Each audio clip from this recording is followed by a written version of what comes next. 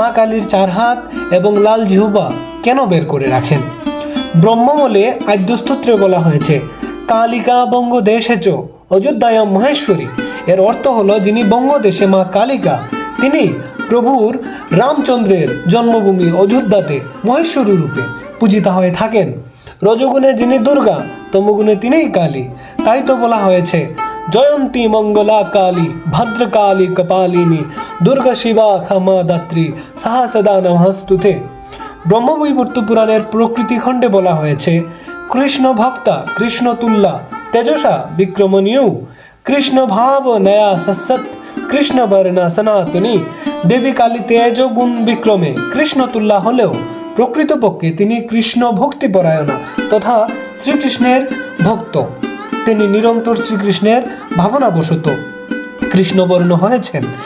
এবার আমরা জানবো মা কালীর 4 হাত এবং লাল জিহ্বা দিয়ে কি বোঝানো হয়।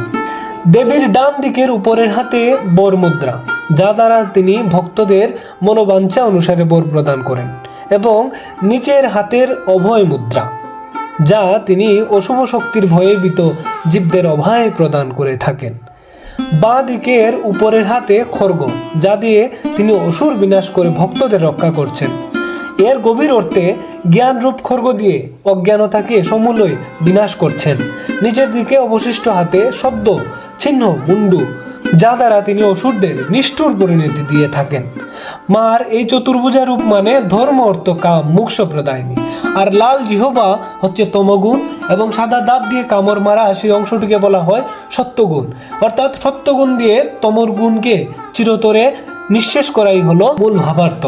অর্থাৎ মা কালী সাদা দাঁত দিয়ে যখন লাল জিহ্বাকে কামড় মারিয়ে ধরেন, তার অর্থ হচ্ছে সবসময় সত্যগুণ দিয়ে রজ এবং তমগুণকে বিনাশ করা উচিত। তো যদি ভিডিওটি ভালো লাগে অবশ্যই চ্যানেলটিকে সাবস্ক্রাইব করুন, আর এমন ধর্মীয় জানা প্রসঙ্গগুলো জানতে আমাদের সঙ্গেই থাকুন।